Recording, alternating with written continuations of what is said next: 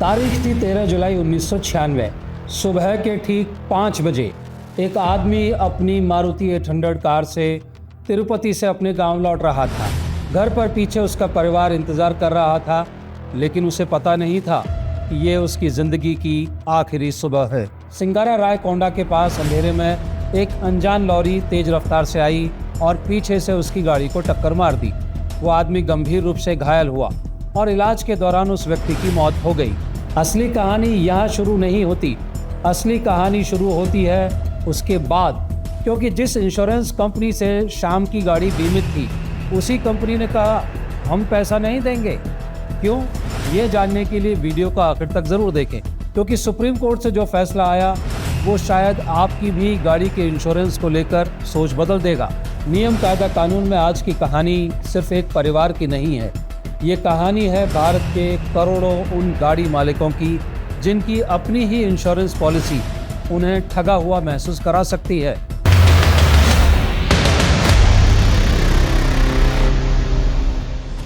Shyam sea foods का काम करते थे। घर के अकेले कमाने वाले, पीछे रह गया एक परिवार जिसने अपना सहारा खो दिया था, और अब इंसाफ की उम्मीद में अदालत का दरवाजा खटखटाया गया। परिवार ने मोटर एक्सीडेंट क्लेम्स ट्रिब्यूनल में केस दायर किया, मांगा 10 लाख रुपए मुआवजा। दलील दी श्याम हर साल कम से कम 1 लाख रुपया कमाते थे और परिवार का इकलौता सहारा थे, लेकिन ट्रिब्यूनल ने जो फैसला सुनाया उसने परिवार को झकझोर दिया। ट्रिब्यूनल ने कहा कुछ नहीं मिलेगा, 1 भी रुपया नहीं। वजह, इंश्योरेंस कंपनी के असिस्टेंट मैनेजर ने कोर्ट में गवाही दी। गाड़ी के मालिक यानी श्याम के पर्सनल रिस्क को कवर करने के लिए कोई एक्स्ट्रा प्रीमियम नहीं दिया गया था। यानी कंपनी का तर्क था गाड़ी का मालिक खुद अपनी ही गाड़ी में यात्री की तरह मरा तो हम जिम्मेदार नहीं। जरा सोचिए, जिस गाड़ी का आप इंश्योरेंस कराते हैं, अगर उसी गाड़ी में बैठे बैठे आपकी जान चली जाए तो क्या इंश्योरेंस कंपनी कह सकती है आप हमारी जिम्मेदारी नहीं? यही सवाल परिवार ने उठाया। क्या आपको पता है भारत में सड़कों पर चलने वाली लगभग 56% गाड़ियां बिना वैध इंश्योरेंस के दौड़ रही हैं। यानी 30 करोड़ से ज़्यादा गाड़ियों में से करीब 16 करोड़ 54 लाख गाड़ियां बिना इंश्योरेंस के।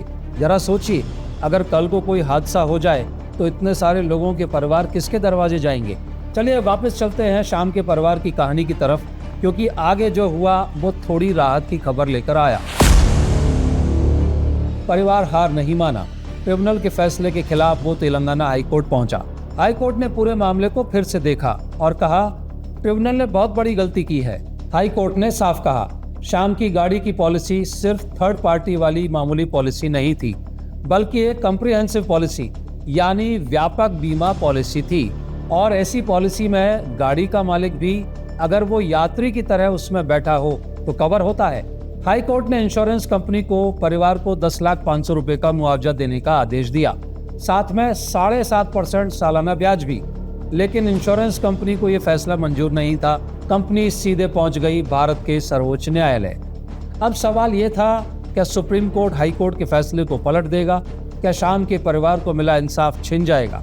इस केस में सुप्रीम कोर्ट ने सिर्फ एक परिवार का फैसला नहीं सुनाया, कोर्ट ने पूरे देश के लिए एक बहुत बड़ा कदम उठाया, जिसका असर आने वाले सालों में हर गाड़ी मालिक पर पड़ने वाला है। यह हिस्सा वीडियो में आगे जरूर सुनिए। सुप्रीम कोर्ट ने साफ शब्दों में कहा, मोटर एक्सीडेंट के मामलों में अदालत को एक्सट्रीम टेक्निकल रवैया नहीं अपनाना चाहिए।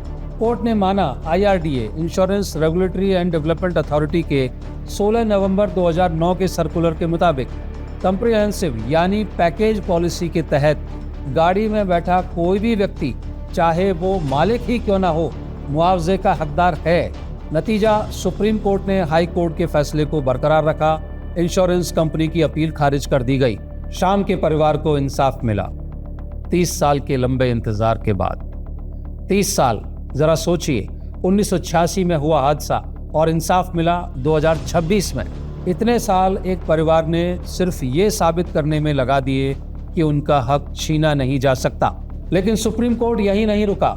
सुनवाई के दौरान कोर्ट ने पाया कि ये सिर्फ एक परिवार की समस्या नहीं, बल्कि पूरे देश की समस्या है। सुप्रीम कोर्ट ने कई निर्देश दिए। पहला, अब गाड़ी खरीदते समय हर ग्राहक को एक कस्टमर ऑप्शन फॉर्म दिया जाएगा जिसमें साफ साफ बताया जाएगा कि कौन सी सुरक्षा उन्हें मिल रही है, मालिक की, ड्राइवर की और गाड़ी में बैठे बाकी लोगों की भी। दूसरा, नई गाड़ियों के लिए थर्ड पार्टी इंश्योरेंस की अवधि बढ़ाई गई है। कारों के लिए अब 4 साल और 2 व्हीलर के लिए 6 साल।